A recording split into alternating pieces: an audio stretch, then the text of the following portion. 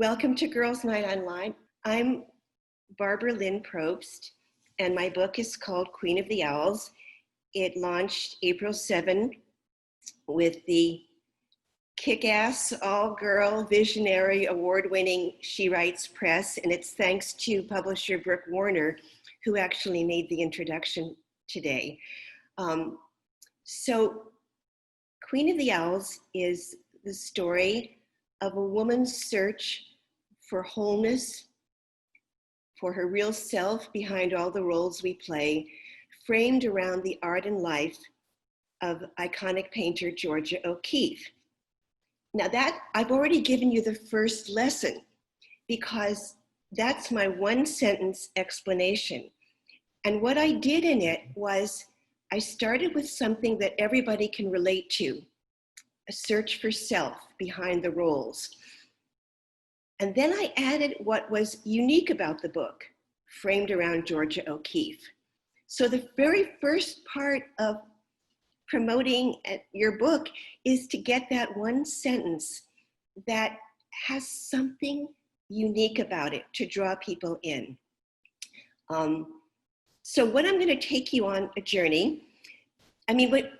There's three parts. The first part is writing the book, which includes the research, the outlining, the planning, the revising.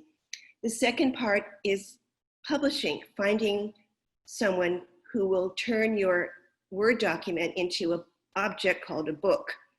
And the third part is launching, is bringing it into the world and connecting with readers. So we're just going to talk about the third part today, starting from when you actually have that thing called a book and how you bring it into the world. So I kind of want to take you behind the scenes, lessons learned, give you lots of examples. This will not be a talking head. Shortly we'll start with the pictures. But I did come up with this framework called marathons, sprints, and pounces. Marathons being those long lead strategies in relationships, sprints being the targeted activities that happen around pub time that you've planned, and pounces being those unexpected moments, opportunities that you have to just jump on. So we're going to go through lots of examples of all of those. But first I want to show you my cover. So our first picture, please. So there's my totally gorgeous cover, right? And I don't want to take up time with it, but except to say that a cover really matters. So in addition to your one sentence description, having a really dynamite cover is key. It's also, which you can see that one of O'Keeffe's paintings in the background, and there are no owls in the book. That's always one sort of question I get asked. But anyway, to launch a book, you really need to have three qualities. And the first one is flexibility for our next picture. And that means adaptability. It means accepting when something doesn't work, letting go, moving outside your comfort zone, and certainly with launching during a pandemic, that was key, but it's true anytime. The second quality you need next is authenticity. And what that means is that focus on yourself. It's so easy to get pulled into what other people are doing and being afraid that you're missing out on something. And so that being true to what works for you is really important. And the third quality was what I would call perspective, the next slide, which is having a wide enough view that you don't take everything personally. If something doesn't work out, if someone doesn't like your idea, you put on your big girl pants and move on to the next thing. So those three qualities, for me, can carry one with humor and grace and sanity through this really crazy process. So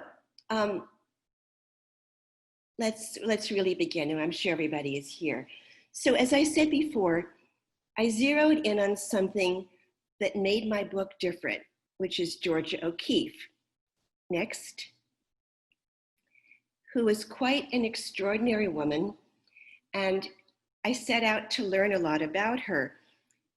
The book is not a historical fiction. O'Keeffe is not a character, but she's the inspiration, the mentor, the one that my protagonist yearns to be like.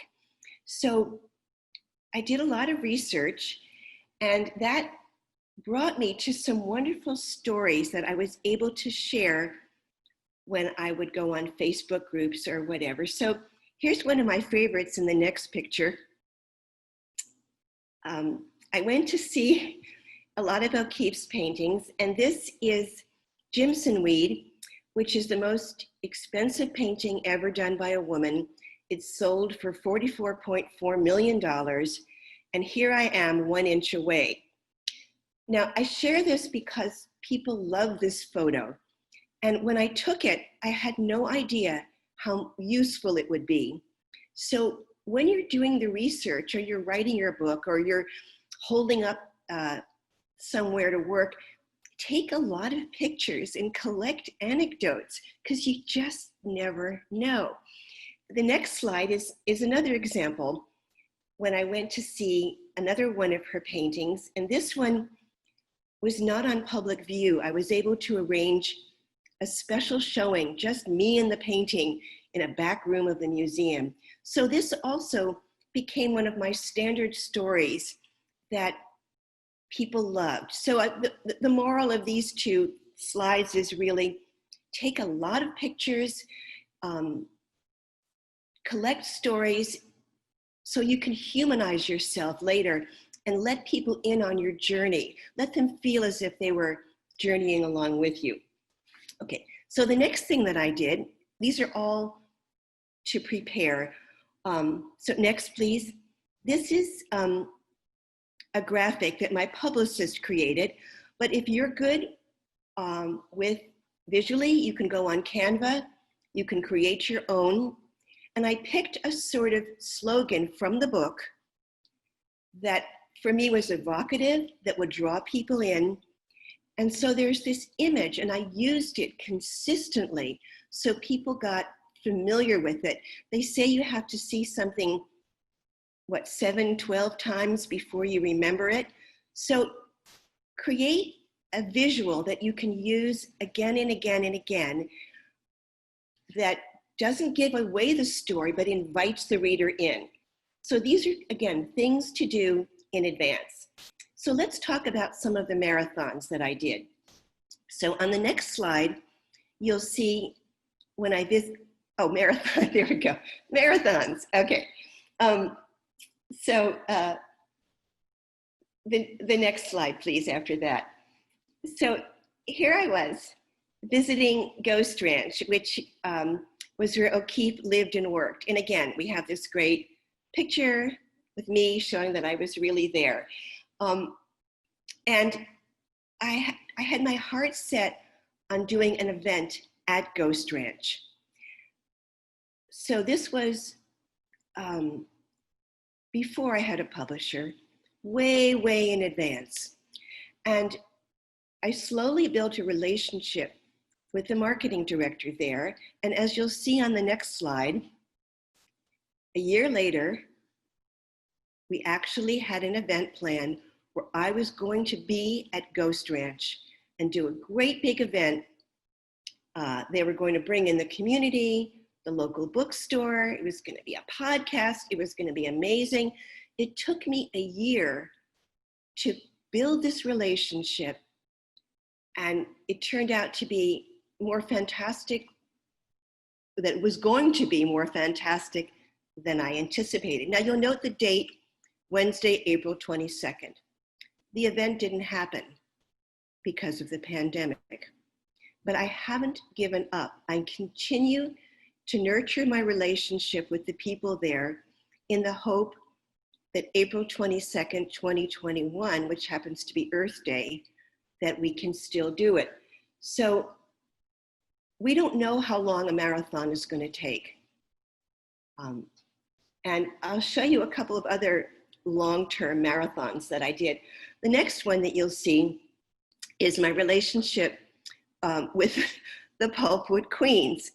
And again, I built a relationship with founder Kathy Murphy when my book was still a PDF. I mean, she was amazing. She actually read an unedited PDF a year before publication.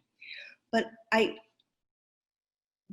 nurtured that relationship, and I showed up and I went to their convention. And this is an example of a pounce in the middle of a marathon, because there was this Dolly Parton look-alike contest. And I never in a million years thought that I would enter it, but I did. And this photo ended up being used all over the place, as also the next one that you'll see in the next slide was on the panel. And again, this ended up being used in a newspaper article, in and another blog that I wrote. And there you can see my Queen of the Owls t-shirt. I'll talk about that a little more later. Now, not every marathon is going to have the same trajectory. I can talk later about another one that I had that ended up not working out, but you never know in the beginning which of them is going to bear fruit. So then there's the things I'm calling sprints. Going to our next slide.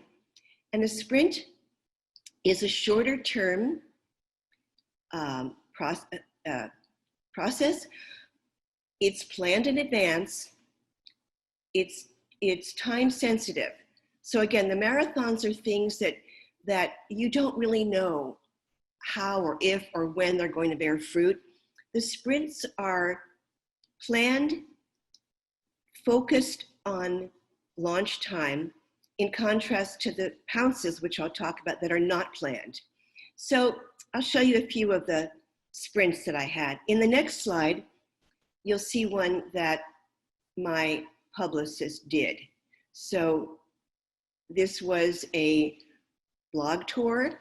There are many outfits out there that you can hire for anywhere from $200 to $500 that will do blog tours for you. You have to book them in advance because they get full. You hire somebody who brokers this, who arranges the bookstagrammers and bloggers for you, sets it all up.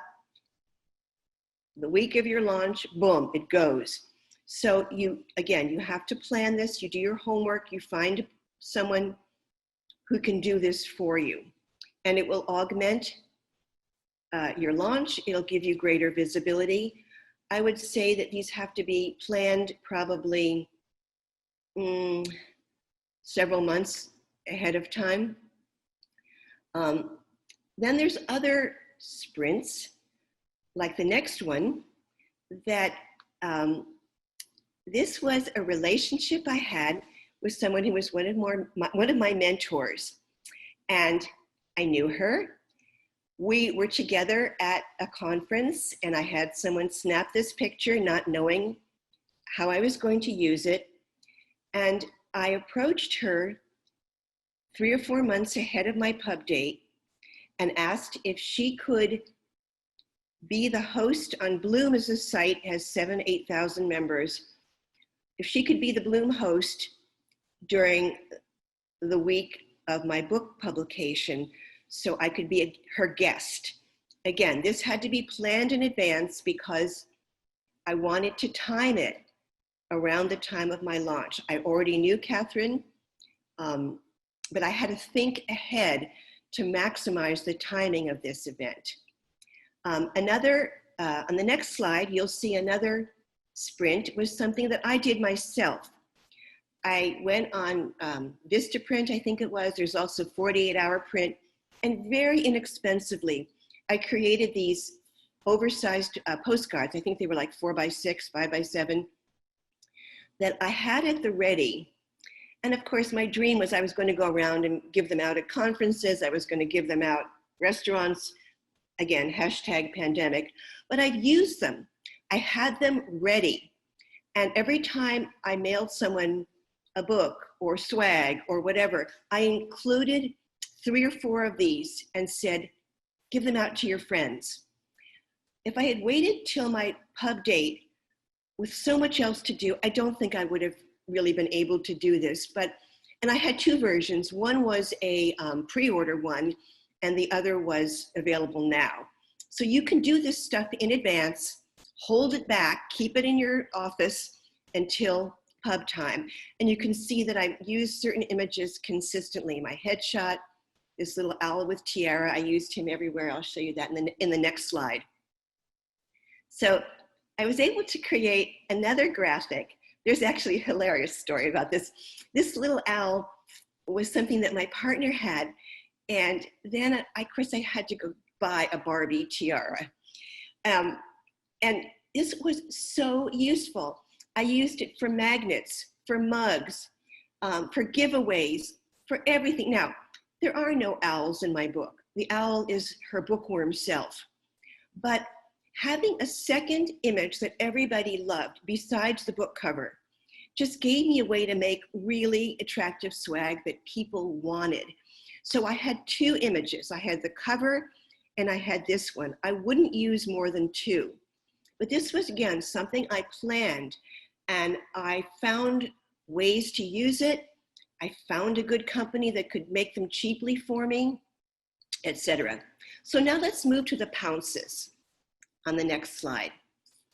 And a pounce is a thing you suddenly comes into your vision. You had no idea. You didn't expect it. There it is. Are you going to jump or not? So I'll give you a few examples. On the next slide was an invitation I got. Amy had seen me on the Bloom event that Catherine Kraft did. And she wrote to me and she said, I'm doing this book club. Do you want to be my guest in 2 weeks? Sure. I had no idea. This was just an invitation. In the next slide, you'll see another one. I saw that Zibby Owens was, I watched on Facebook for what was happening, and I saw that Zibby was doing these 10-minute author events. And I wrote to her, and I made friends with her, and I said, can I do one? And she said, yes.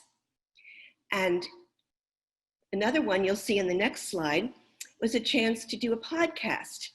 Now, there were so many pounces. I can't show you what all of them were, but my philosophy was, if it didn't cost me anything, I said yes. I didn't care if 3 or 4 people were there, because you never know. Interestingly, actually, there can be a series. I mentioned before that I was on Bloom, and that Amy saw me on Bloom and invited me to her book club. And then someone I met on that book club, I pitched for another event. So they can be like a chain. So the thing is, it's kind of about your style, your comfort zone.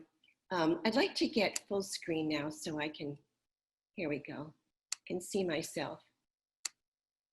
I can't seem to see myself, but that's okay. As long as, here. Sorry, I'm not navigating this very well. Okay. You're full screen to us, not to worry. Oh, I am. Oh, okay. Well, that's cool. Because I wanted to show you that behind me, by the way, is a Georgia O'Keefe painting. But anyway, this matter of marathons, sprints, and pounces, not everything is comfortable for every person. I'm just giving some examples on my journey. And I enjoyed the pounces. I was okay with investing a lot of energy in marathons that I didn't know if they would or would not work out, or when they would work out.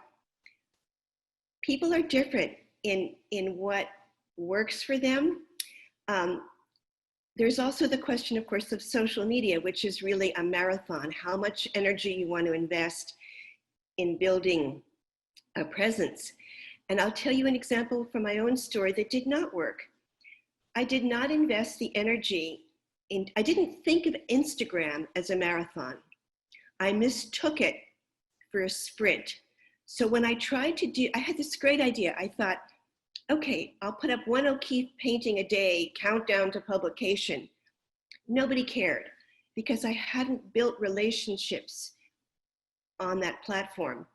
So I tried to treat it as a sprint when it was really a marathon, if that makes sense. So Instagram is not for me. I can't do everything. I just let it go, which gets us back to the flexibility part in the beginning. So I think that that's plenty of me talking, and I would really rather open it up to what your questions are. So trying to see now how I can go to the chat room and see what your questions that you have asked. I guess how do I do that? Here, I'll click on chat. Yes. I'm not So far, there are no questions. So if you have any Oh. questions, just write them in the chat and Okay. Barbara can answer them. Here we go. Yeah. Okay. So let me just click on it. Oh, okay. Good. There we go. Okay. Now I'm seeing you. Now I'm seeing you guys. Thank you. Thank you. Thank you. Okay. Let's see. I would rather interact with you this way because just me talking, it's hard. Okay. So my short pitch was that Queen of the Owls is a story of a woman's search for her whole self, framed around the art and life of iconic American painter Georgia O'Keeffe. 2 parts. Generic, a woman's search for self. Unusual, unique, framed around the art and life of Georgia O'Keeffe. What's the single best publicity? Wait, let me go back to these. Action that you made. Gosh, I think the best way to answer that isn't about money, because of course, if you can hire a publicist, that's probably the single most effective. But on a personal level, it was deciding to be fearless and to give and to not let the pandemic ruin my launch, to just let it go. Let all those, I had to cancel all these events, my dream event at Ghost Ranch, not to let that get me down, but just be open to whatever was going to come next. And really for me, that was the most important thing. And to just try to remember why I was doing this, because I had a story that I felt would be meaningful to people, because I wanted to give something, and to move it away from wanting to get sales to wanting to give. That helped keep me sane. What did I do on my actual launch day? Well, I actually ended up having, this is a marathon story. I had cultivated a relationship with an organization in New York called Pen and Brush, which was devoted to gender equity in visual and literary arts. And I had a live event planned with them that got canceled. It was a panel, actually. And lo and behold, and I had worked on this relationship for 8 or 9 months. Lo and behold, when they had to shut their doors, because they knew me, she called me and said, you know what, we need to try to go virtual. Are you game to do an event next week? And I said, sure. And so I did this amazing online event with them that I never dreamed of. And then I opened a great big bottle of champagne and just felt good. It was, I think, I was torn about the launch thing, but I think you need to mark the moment and give and just be happy and enjoy. How did I find a publicist? I had gotten recommendations, but of course, if you pick publicist Mary Smith, for everyone who thinks she's just the best ever, there's an equal number of people who hated her. So you have to interview people and find the one who's the fit for you. And I actually wrote a piece for Jane Friedman about this called Ruling Out and Ruling In. And it's about finding a publicist that fits for you, for your style. And I knew that I needed, that I was very hands-on. that I didn't need someone to hold my hand. I needed someone to do the heavy lifting and let me do all of the grassroots stuff that I could do myself. My kids were gone. I didn't have to homeschool them. I didn't have a full-time other job. I had the time, the energy, and the temperament to do a lot myself.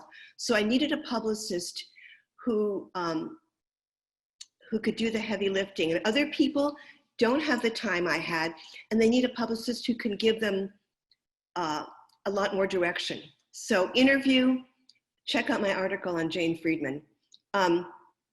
This was my first work of fiction, although I had published 2 books of nonfiction.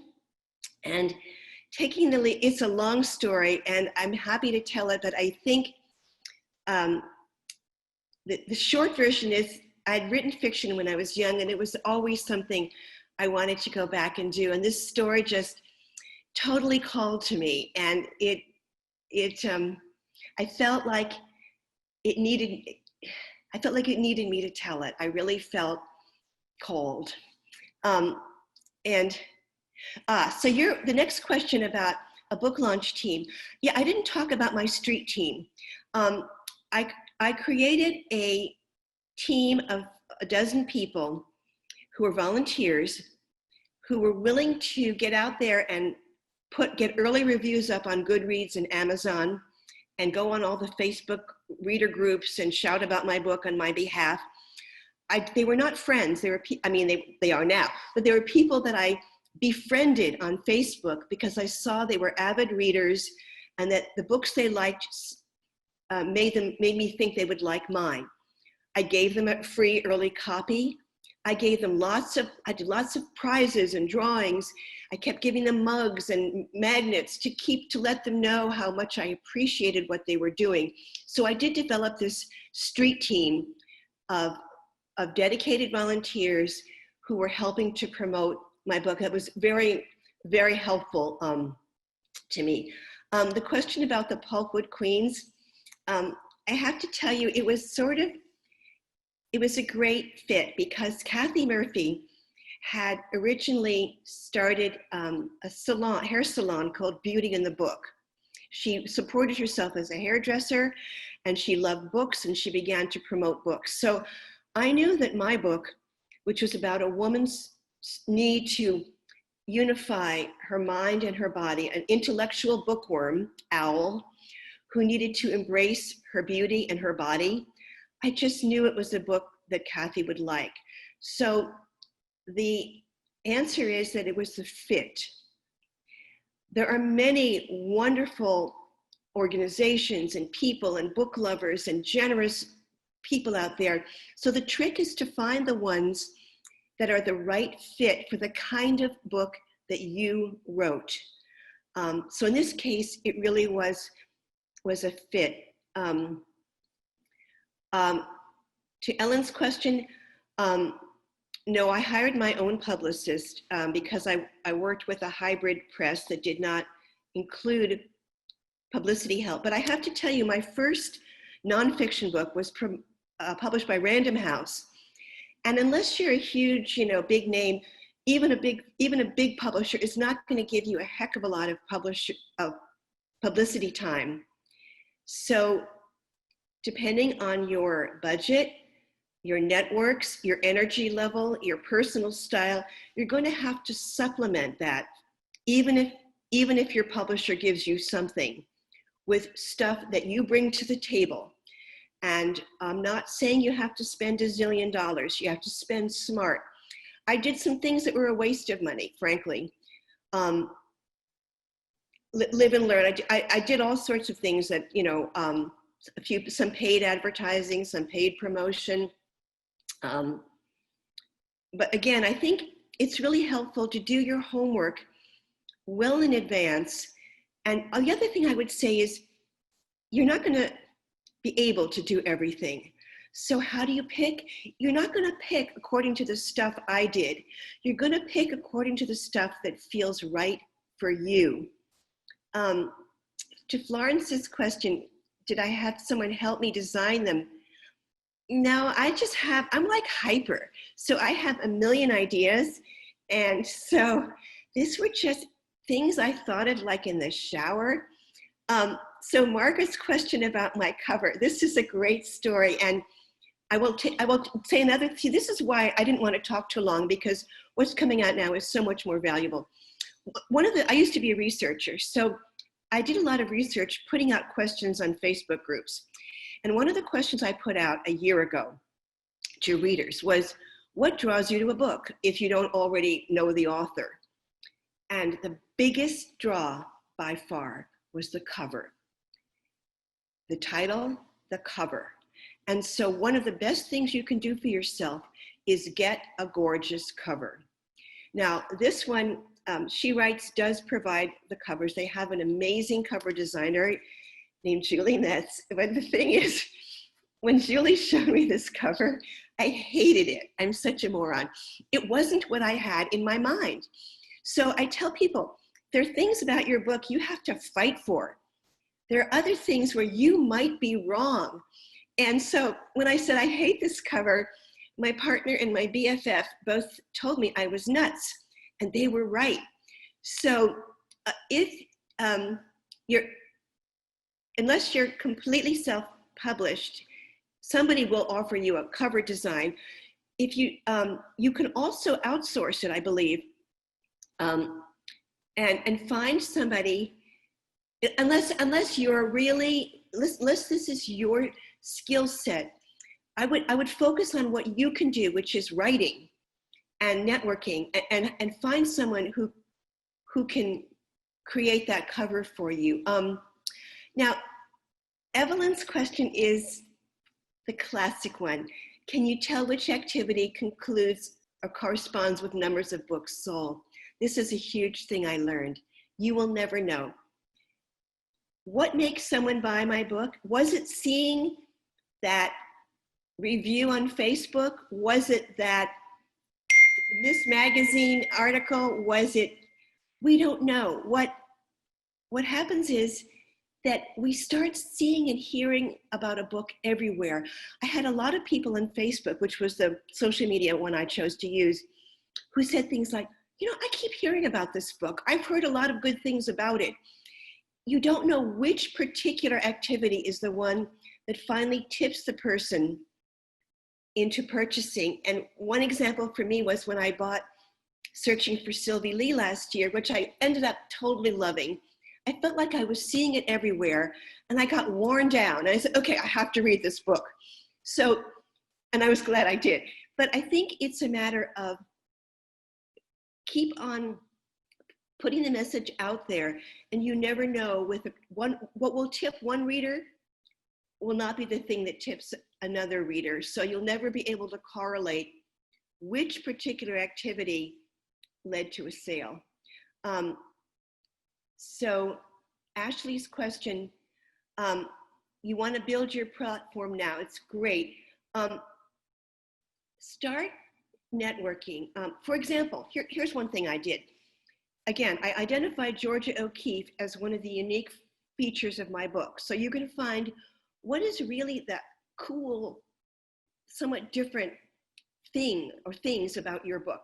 So I found there was a Georgia O'Keefe Facebook group, 2,500 people.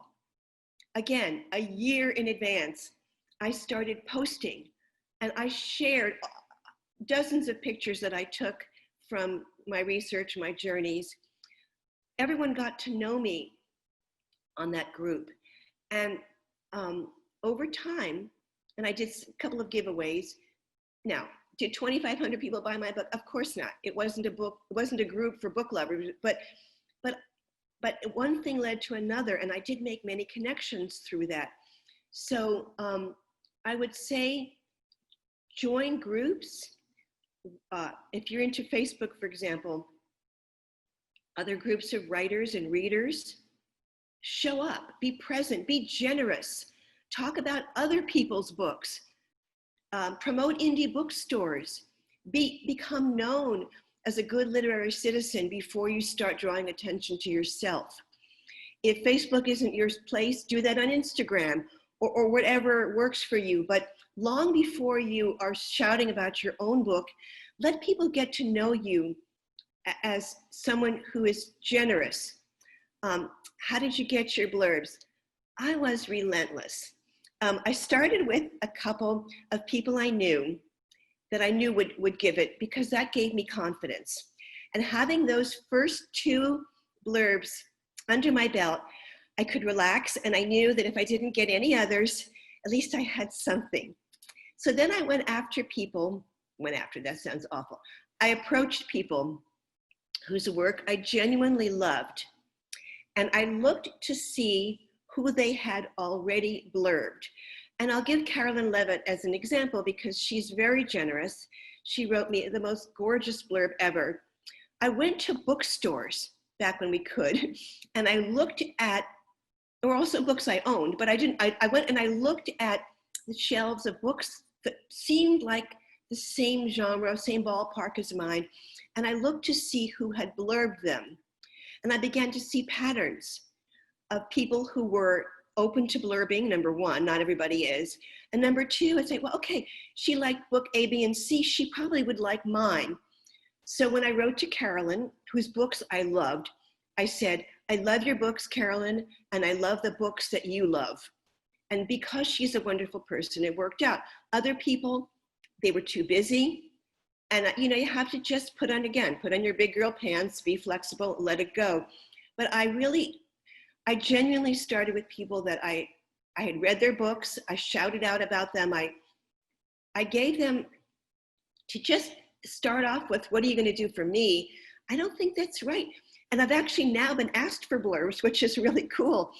And if somebody hasn't even read my book, I just feel like that's, oh my God, 20 minutes, I better start moving faster. I'm sorry, I better go. Okay, I have a book written.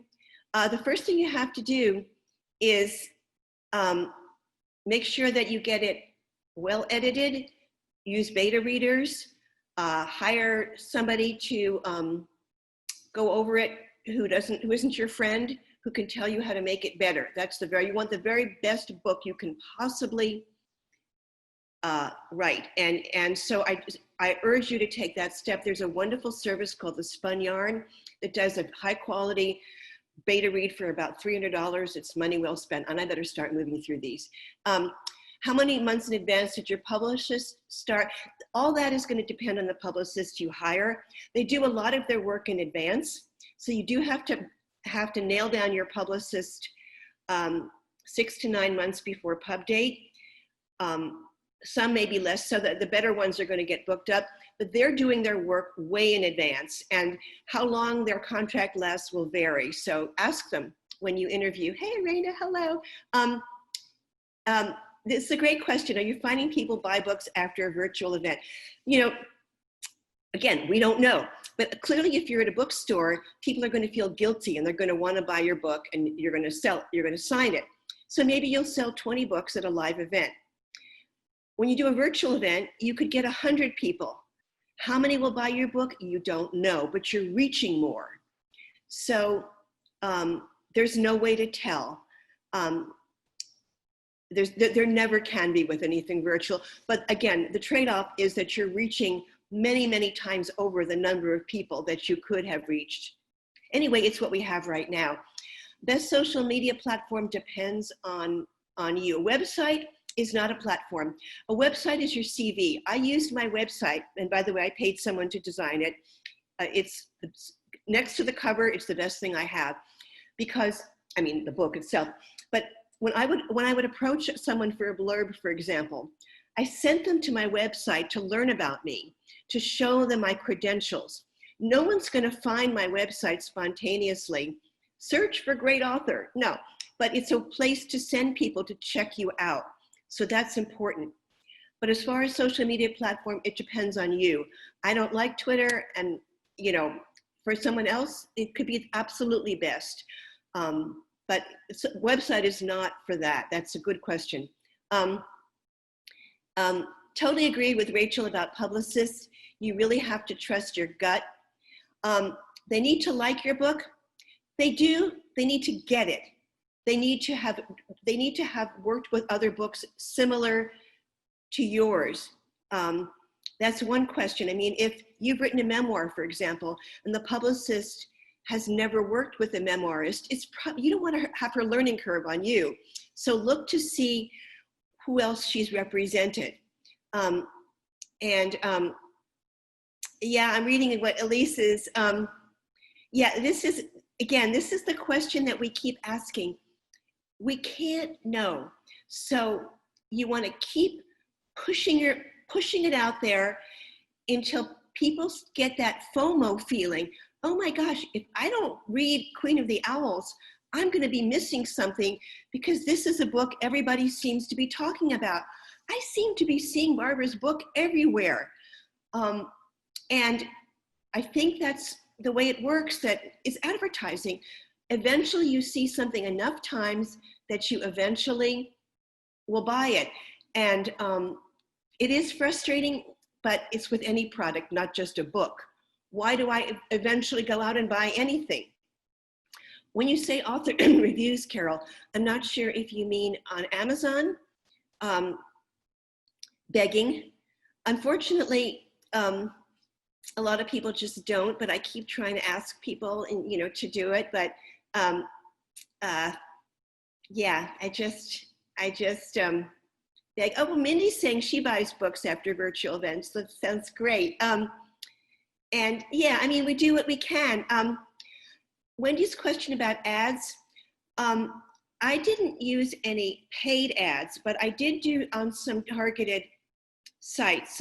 There's some sites that you apply to and they might pick you. For example, I got a spot on Chick Lit Central for free. She picked me. There's another one, Reading Group Choices. I had to be picked, but I still had to pay. I don't think paid ads per se, I don't know. You can spend a lot of money that way. It's hard to say. I also blog on writer sites, so I get visibility that way. I didn't pay for Facebook ads myself. Some people have. Again, I think the question here, it goes back to, you can't do everything. If you're a part of a debut authors group or authors group, you're going to be seeing what other people did and feeling like oh, I should do that. What if I don't do that? You just can't. You just have to be selective. Oh, Gail Priest, thank you for buying my book. You have to write an Amazon review for me. Yeah, I mean, I'm glad that you're feeling that this, it's again, I think on the one hand, I didn't turn down things that were offered that came my way. But as far as me initiating a million things, you just can't. You do what you can do. You do what's fun. If it's not fun, don't do it. Yes, I think that Rachel's point about Facebook, that's what I felt, that my book would appeal to educated women 30 and up, which I felt would be more likely on Facebook. This has been super fun. Thank you so, so much.